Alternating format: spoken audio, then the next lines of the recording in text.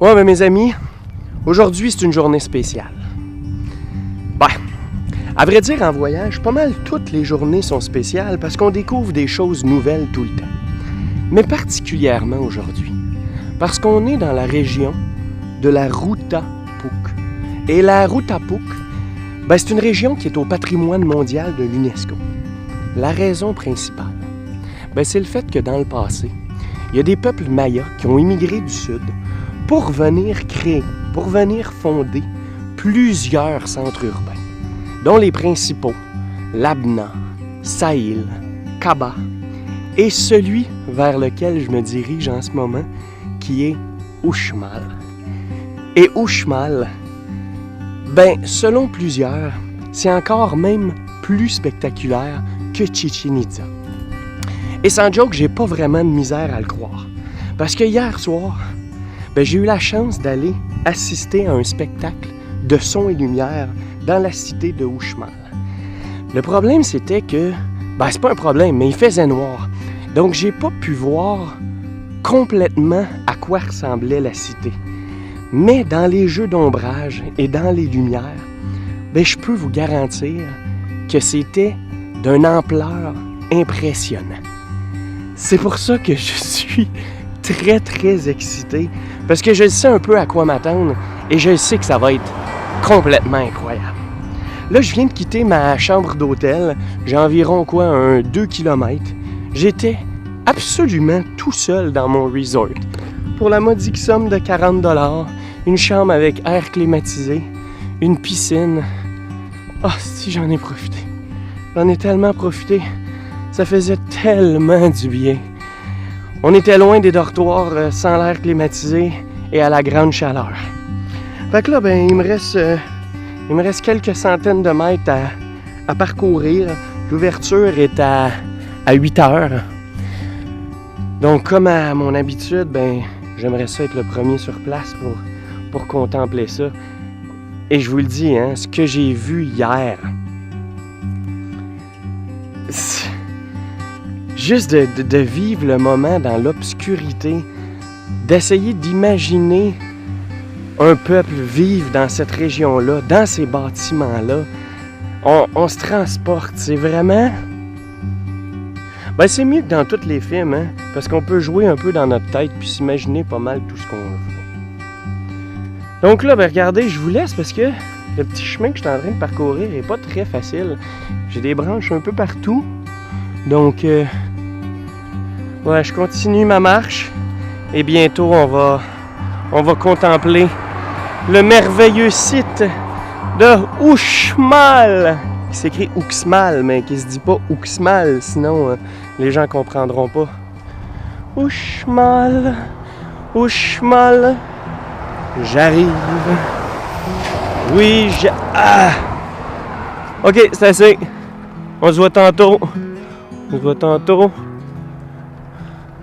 Ciao. Ouais, ben, c'est mission accomplie.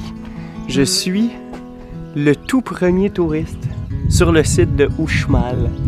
Pas pour longtemps, hein, parce qu'il y avait déjà une file d'attente derrière moi au billet. Mais comme je suis parti à courir, j'ai pris un peu d'avance. Et là, ben, je vais prendre quelques images pour moi tout seul. Je suis excité comme d'habitude, je vais courir. Et plus tard, ben, on va revenir pour pour s'informer un peu plus et pour en apprendre plus. Quoique j'ai déjà lu pas mal quand même. Je sais je suis où. Et là, je suis rendu directement où on était installé hier pour le show de son et lumière. Les chaises étaient juste ici, sur la plateforme. Et en face, on avait accès aux pyramides principales. C'est un peu mieux de jour, pareil, hein? Quoi qu'il y avait un côté mystique le soir.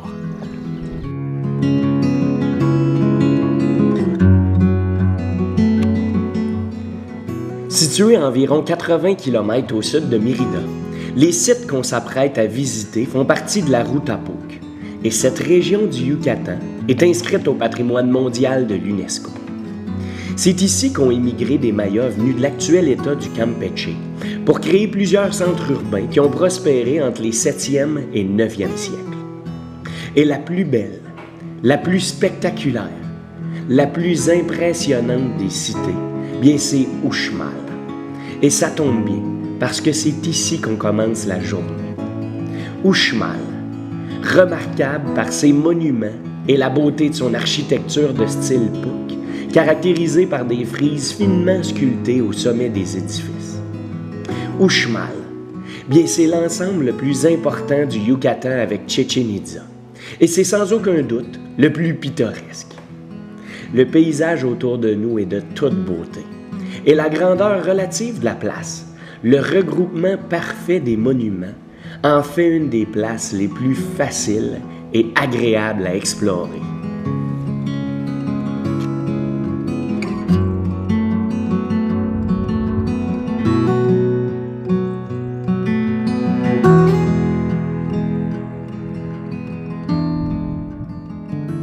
C'est vraiment débile.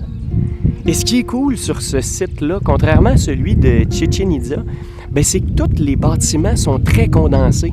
Là, je suis autour du jeu de pelote. J'ai passé d'une pyramide à l'autre et tout est au même endroit. C'est vraiment pas distancé. Contrairement à Chichén Itzá, où c'est relativement aéré. Il y a beaucoup d'espace, beaucoup de gazon. Ici, tout est là, à un même endroit. Avec la pyramide ovoïde ou ovoïdale, qui est une des seules comme ça dans la région. 35 mètres de haut. C'est plus haut que la pyramide de Kukulcán de Chichén Itzá. Je sais que je fais beaucoup de comparaisons avec Chichén, mais tout le monde, c'est celle-là qu'ils connaissent le plus. Puis souvent, ils font pas les autres sites. C'est ce qui est très dommage. Très dommage.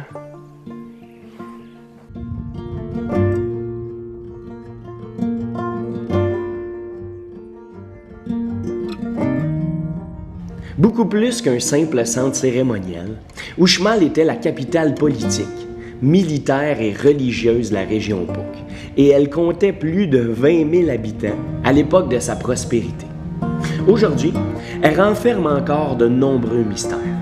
Selon certains, Uxmal signifierait 3 fois, indiquant ainsi le nombre de reconstructions qu'aurait subi la cité.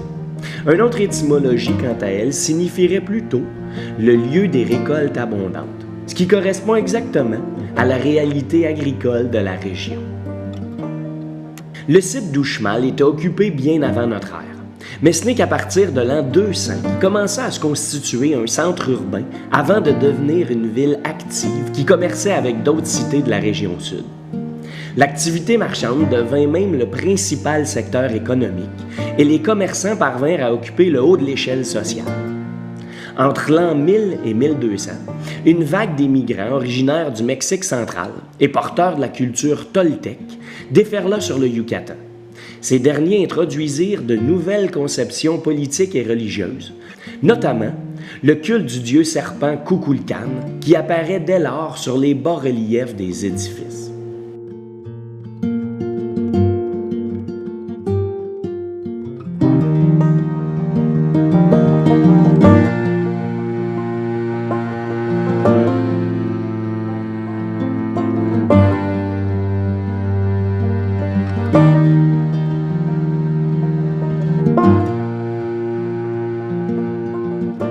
Pour ce qui est de la petite histoire, il faut savoir que la cité de Uxmal a atteint l'apogée de sa puissance politique entre les 10e et 12e siècles. Un peu comme allait le faire sa voisine Chichén Itzá entre le 12e et le 14e. On retourne quand même loin dans le passé. Et là, je viens de monter tout en haut de la pyramide principale, qui est un peu à la fin de la ville.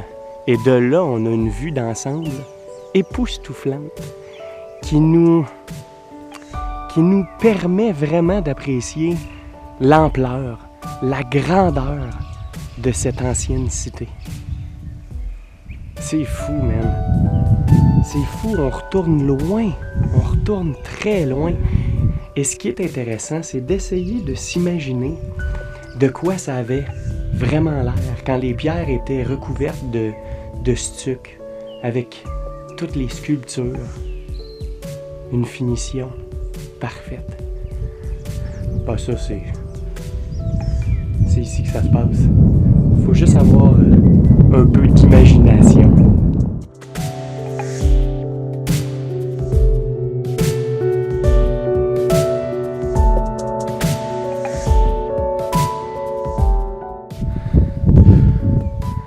Que personne aille me dire que c'est des beaux tas de roches. Celui-là, je le prendrais pas, là. Pas avec ce que je vois, là. Non.